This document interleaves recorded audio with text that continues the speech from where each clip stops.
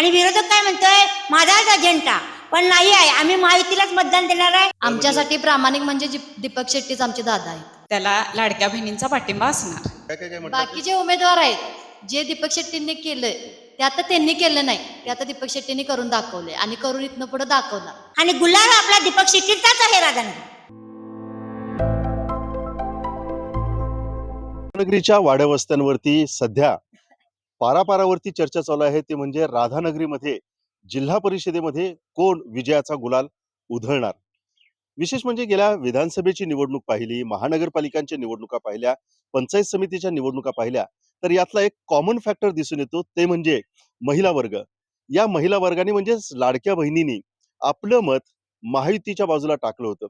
यावेळेस हाच फॅक्टर राधानगरीच्या मतदारसंघामध्ये दिसून येणार का? महिलांना कोणता विकास अपेक्षित आहे, महिलांचे काय प्रश्न आहेत, आपण जाणून घेऊया थेट राधानगरीतून.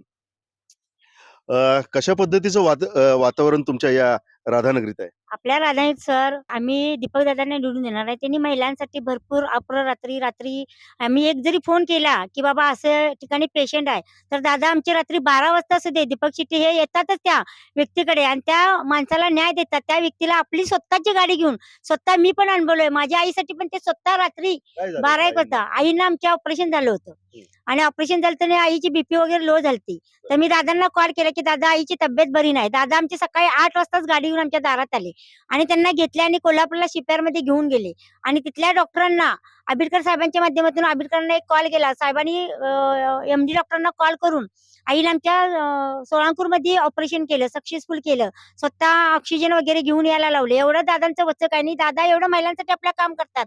महिलांसाठीच काय युतीसाठी पण करतात. घर मिळावा म्हणून ते धडपडत आहेत. पर्यटन व्हावं त्यासाठी निधी आणतात. आता जवळजवळ आपल्या भागात त्यांनी 4-5 कोटी निधी आणलेले आपल्या राधानगरी तालुक्यासाठी. परत महिलांसाठी आरोग्य सेवा देण्यासाठी आरोग्याची शिबिरे घेतल्यात का, असे वेगवेगळ्या विषयावरती त्यांनी स्वतः कॅम्प गावोगाव जाऊन घेतलेले आहेत आमच्या दादांनी. परंतु अशा प्रकारची कामं विरोधकांनी सुद्धा केले, ते सुद्धा म्हणतात की यावेळेस महिला नाही, विरोधक काय करतो माहितीये काय, माझाच झेंडा म्हणतो, पण विरोधक आता काय करायला लागला माहितीये दादा तुम्हाला? विरोधक काय करतोय, आमच्या युतीने आणले निधी आणि आमच्या आंबेडकर साहेबांनी महोदय, मंत्री महोदय आपले आंबेडकर साहेब आहेत, एकनाथ शिंदे आहेत, त्यांनी निधी आपली खाली लावून दिली. दीपक दादांनी ते कामं आणली आणि लोक म्हणतात की त्याचा अजेंडा मीच केला असं लावतात. पण आम्ही स्वतः आम्ही बघतोय ना, स्वतः आम्ही बघितलंय की साहेबांनी वरून निधी पाठवल्या. एकनाथ शिंदेनी पण आपल्यासाठी निधी पाठवले आपल्या भागात, पालकमंत्र्यांनी पण निधी खेचून आणली आणि दीपक दादांनी ती प्रत्येक गावोगावी निधी दिलेली आहे. प्रत्येक गावागावात त्यांचा विकास आहे. प्रत्येक गावात 1 कोटी असेल, 60 लाख असेल, अशी प्रत्येक गावात त्यांनी निधी दिलेला आहे. पण विरोधक काय करतात, ह्या कामाचे तर आमच्या दादांनी उद्घाटन केली, साहेबांनी उद्घाटन केली आणि विरोधक काय म्हणतोय माझाच अजेंडा, पण नाही आहे, आम्ही महायुतीलाच मतदान देणार आहे, शिवसेनेलाच मतदान देणार आहे आणि गुलाल आपला दीपक शेट्टीचाच आहे राधानगरी.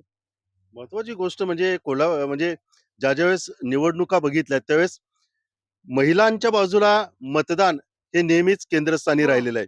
यावेळेसच्या तुम्ही सगळ्या लाडक्या बहिणी, मनात काय दुसरा विचार चालू आहे? एकनाथ शिंदे साहेब आणि आंबेडकर साहेब यांनी आम्हाला लाडक्या बहिणींना आमच्या संसारासाठी खूप मदत केली आहे. त्यामुळे आमच्या सर्वांचं मत हे दीपक दादा शेट्टींनाच. पण बऱ्याच वेळेस असं म्हटलं जातं की 1500 रुपये मध्ये महिलांचं काय होणार आहे, महागाई एका बाजूला एवढी वाढली, काय 1500 रुपये मध्ये होणार आहे? कसं बघताय विरोधकांच्या या मुद्द्याकडे? अरे आपले आपले सख्खे भाऊ ते 500 रुपये महिन्याला कोण देते काय? जे ही लोक आम्हाला देतात ते आपले घरचे सुद्धा देत नाहीत.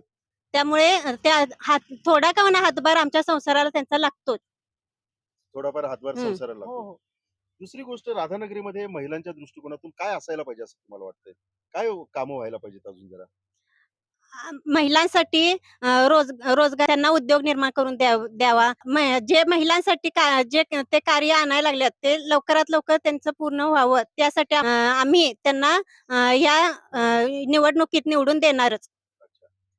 मला आणखी एक विचारायचं आहे की उमेदवार कसा हवाय, कोण सांगाल मला? महिला वर्ग आहेत आपल्याकडून, त्यांच्याकडून जाणून घ्या की उमेदवार कशा पद्धतीचा हवाय. कोण सांगाल ताई, कशा पद्धतीचा एक उमेदवार हवाय? कशा पद्धतीने उमेदवार हवाय? सामाजिक कार्यकर्ता आणि आम्हाला मदत करणारा असा उमेदवार हवाय. निवडणुकीच्या रिंगणात तुम्ही म्हणताय की सामाजिक काम करणारा आम्हाला एक नाही उमेदवार हवाय, कामासाठी धावून येणारा उमेदवार आहे. आता 4 उमेदवार तुमच्या समोर आहेत आत्ताच्या घडीला. तर मग ह्याच्यातला बरा कोण आहे की जो तुमच्या दृष्टिकोनातून प्रामाणिक आहे धरून म्हणजे आमच्यासाठी प्रामाणिक म्हणजे दीपक शेट्टीच आमचे दादा आहेत. अच्छा काय अनुभव आला तसा तुम्हाला? अनुभव आहे की आहेत अनुभव आहेत. तसे. अच्छा. अजून महिला वर्गांना काही विचार आहे की ताई कशा पद्धतीने तुम्ही या निवडणुकीकडे बघताय? आम्ही आमचा विजय हा ठरलेलाच आहे आणि आम्हाला असं वाटतं की दीपकदादा शेट्टी यांनाच निवडून सर्वांनी द्यावं आणि पंचायत समितीसाठी शिल्पा संतोष पाटील पण आहेत, त्यांना पण निवडून द्यावं आणि आमची पूर्ण 100% महिलांचं सगळं धनुष्यबाणासाठीच प्रयत्न आहे. पण का धनुष्यबाण कशासाठी म्हणजे का बाकीचे सुद्धा बाकीचे हे आहेत त्यांनी पूर्णपणे विकास केलेला आहे आमचा, त्यामुळे आणि लाडक्या बहिणींच्यासाठी सुद्धा पैसे असं देणं, थोडं संसारात त्यांचा हातभार लागलेला आहे, त्यासाठी आम्ही धनुष्यबाणच पूर्णपणे हे केलेलं आहे. परंतु काही बाजूला असं सुद्धा म्हटलं जातं की एक नाही आता जी काही विकास कामं दिसत आहेत ती विकास कामं एक नाही आमदारांना नाही केलेली, ती विकास कामं आम्ही केलेली आहेत. आमदारांकडून आम्हाला म्हणावं तसा निधी आला नाही. हे लोकांची दिशाभूल करायला लागलेत. लोकांना म्हणजे आपल्यासारख्या लोक आहेत ना, त्यांना ती दिशाभूल करायला लागल्यात की त्याने आणले नाही. पण काम हे आपल्या महायुतीतनं चाललेलं आहे. महायुतीतनंच निधी आलेला आहे. हे आम्हाला आमच्यासारख्या महिलांना माहित आहे. आमच्या घरच्या लोकांना माहित आहे. गल्लीतल्या गावातल्या सगळ्या लोकांना माहित आहे. पण त्यांना आपलाच अजेंडा गाजवायचा आहे. पण तसं काही होणार नाही. गुलाल हा आपला शिवसेनेचाच आहे, धनुष्यबाणाचाच आहे. आरोग्य शिबिर परत रात्री अपरात्री त्यांनी सर्वांना मदत केली आणि आम्ही लहानपणापासून बघतोय त्याला की तो अगदी म्हणजे उत्कृष्ट नेता आहे. त्यांच्या वडिलांच्या पाठोपाठ तो असा म्हणजे खराखुरा नेता आहे. अच्छा.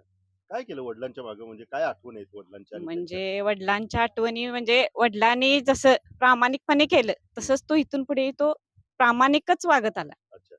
लाडक्या बहिणी दीपक दादांना काय सांगणार आहे? काय पाहिजे लाडक्या बहिणींना या लाड भागात? लाडक्या बहिणींना काय म्हणजे आपल्याला छोटा मोठा व्यवसाय आपल्या म्हणजे घर बघून असं व्यवसाय करायला आवडेल त्यांना आणि तो म्हणजे करणार पण व्यवसायाला मदत.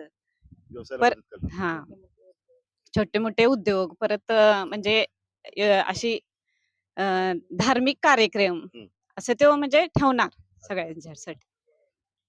त्याची कारण सत्सक विवेक बुद्धी चांगली आहे, अच्छा. त्याच्यामुळे तो पुढे लढणार आणि त्याला लाडक्या बहिणींचा पाठिंबा असणार. काय काय काय म्हटलं ताई? बाकी जे उमेदवार आहेत, हा. जे दीपक शेट्टींनी केलंय हम्म. ते आता त्यांनी केलं नाही, ते आता दीपक शेट्टींनी करून दाखवलंय आणि करून इथनं पुढे दाखवणार. पण विरोधक म्हणतात की विकासाची कामं ही आम्हीच केली. म्हणजे कुठलाही म्हणजे पर्यटनाची गोष्ट असेल त्याचा आराखडा आम्ही बनवला. या ठिकाणचा काळमडीचा किंवा याचा प्रश्न आहे त्याचा प्रश्न सुद्धा आम्हीच आणला.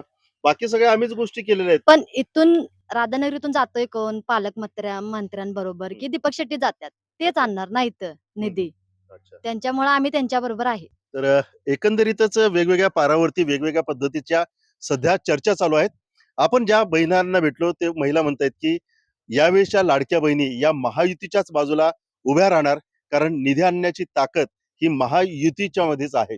परंतु उमेदवाराच्या बाबतीमध्ये जो प्रामाणिक आहे, जो प्रत्येक संकटामध्ये धावून येणार, त्यांच्यासाठी आम्ही यावेळेस मतदान करणार आहे. आता हे मतदानाचं ज्या पद्धतीनं राजकीय रंग पुढच्या टप्प्यामध्ये जातील त्यावेळेस या लाडक्या बहिणींचा कौल कोणाच्या बाजूला राहणार हे फार महत्वाचं आहे. आपण पुढच्या एका टप्प्यावरती जाऊ आणि त्या ठिकाणी सुद्धा काही मतदारांच्या आणि महिलांच्या आपण बाईट्स घेऊ आणि जाणून घेऊ की भावा राधानगरीत कुणाची हवा.